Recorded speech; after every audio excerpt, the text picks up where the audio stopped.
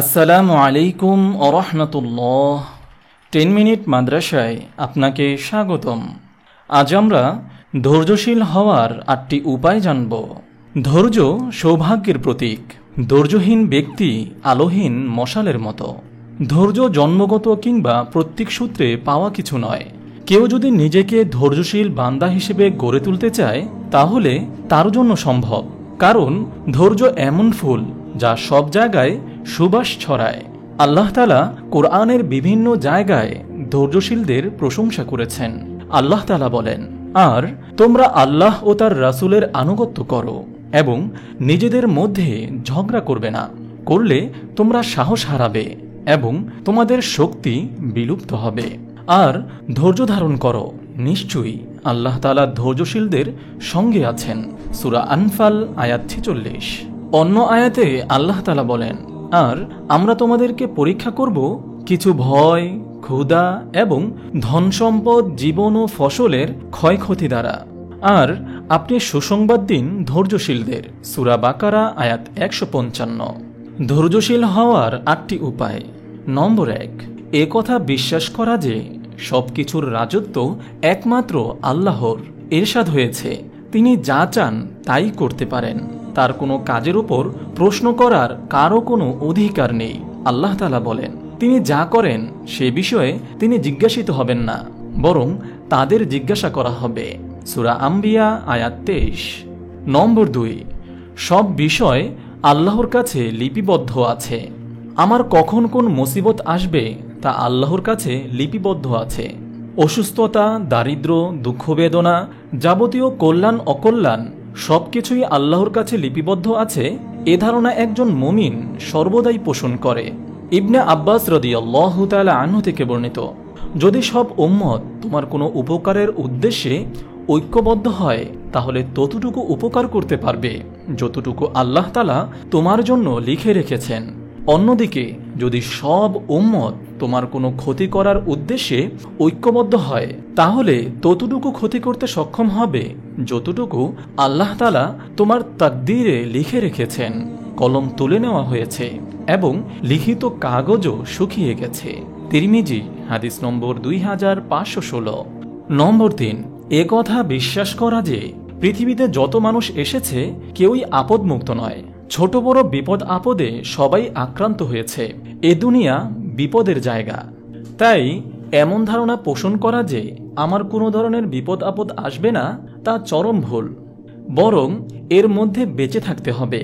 আল্লাহ তাআলা পরীক্ষার জন্য বিপদ দিয়ে থাকেন, আবার গুনাহ মাফ করার জন্য বিপদ দিয়ে থাকেন। বান্দাকে আরও আল্লাহর নৈকট্য করে তোলার জন্য বিপদ দিয়ে থাকেন। আল্লাহ তাআলা বলেন, মানুষ কি মনে করেছে যে আমরা ঈমান এনেছি এই কথা বললে তাদের পরীক্ষা না করে অব্যাহতি দেওয়া হবে? সূরা আনকাবুত আয়াত 2-3। নম্বর 4, বান্দা যেন বিপদে পড়ে আল্লাহর কাছে ফিরে আসে সেই জন্য আল্লাহ তাআলা বান্দাকে ছোট বড় বিপদ দিয়ে থাকেন এই বিশ্বাস স্থাপন করা। আল্লাহ তাআলা বলেন, যারা তাদের উপর বিপদ এলে বলে আমরা তো আল্লাহরই, আর নিশ্চয়ই আমরা তার দিকেই প্রত্যাবর্তনকারী। সূরা বাকারা আয়াত 156।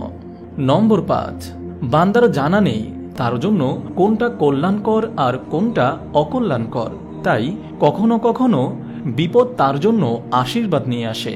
আল্লাহ তাআলা কোরআনে স্পষ্ট করে বলেছেন, তোমরা যা অপছন্দ করো হতে পারে তা তোমাদের জন্য কল্যাণকর, এবং যা ভালোবাসো হতে পারে তা তোমাদের জন্য অকল্যাণকর। আর আল্লাহ জানেন তোমরা জানো না। সূরা বাকারা আয়াত 216। নম্বর 6, এ কথা চিন্তা করা যে দুনিয়া কারো স্থায়ী জায়গা নয়, বরং এটি একটি স্টেশনের মতো। তাই ছোট বড় মুসিবতের উপর যদি ধৈর্য ধারণ করি তাহলে আল্লাহ তাআলা এর জন্য অনেক বড় বিনিময় দান করবেন। আবু হুরায়রা রাদিয়াল্লাহু তাআলা আনহু থেকে বর্ণিত, রাসূলুল্লাহ সাল্লাল্লাহু আলাইহি ওয়াসাল্লাম বলেছেন, দুনিয়া মুমিনের জন্য কয়েদখানা এবং কাফিরের জন্য জান্নাত তুল্য। সহিহ মুসলিম হাদিস নম্বর 7307। নম্বর 7, বিপদ আপদে এই কথা মনে করা যে আল্লাহ তাআলা যুগে যুগে বিভিন্ন নবী রাসূল ও তার প্রিয় বান্দাদের নানাভাবে পরীক্ষা করেছেন। আমাকেও পরীক্ষা করে আমাকে নেক বান্দাদের অন্তর্ভুক্ত করবেন। নিশ্চয়ই বিপদের সঙ্গে মুক্তি আছে, কষ্টের সঙ্গে আছে স্বস্তি। এছাড়া একজন মুমিনের এ কথা বিশ্বাস রাখা চাই যে আল্লাহ তাআলা বান্দাকে এমন কোনো মুসিবত দেন না যা তার সক্ষমতার বাইরে। আল্লাহ তাআলা বলেন, আল্লাহ তাআলা কারো ওপর এমন কোনো দায়িত্ব চাপিয়ে দেন না যা তার সাধ্যাতীত। সূরা বাকারা আয়াত 286। নম্বর 8, দুনিয়ার কোনো মানুষ যদি কষ্ট দিয়ে থাকে তাহলে এর জন্য সুন্দর ব্যাখ্যা বের করার চেষ্টা করা। যে কোনো ব্যক্তির ক্ষেত্রে একটি সুন্দর ব্যাখ্যা দাঁড় করানো।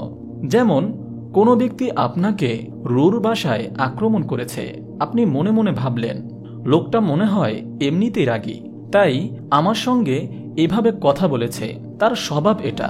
সুন্দরভাবে কারো সঙ্গে কথা বলতে না পারা এটা এক ধরনের তার অসুস্থতা। এছাড়া যারা ধৈর্যশীলদের সংস্রবে যায় তাদের মধ্যে এই গুণ ধীরে ধীরে চলে আসবে। আল্লাহ তাআলা আমাদের সবাইকে ধৈর্যশীল বান্দা হওয়ার তৌফিক দান করুন, আমিন। আপনি যদি এরকম ভিডিও আরও পেতে চান তাহলে এই চ্যানেলটি সাবস্ক্রাইব করে পাশে রাখা বেল আইকনটি অন করে দিন।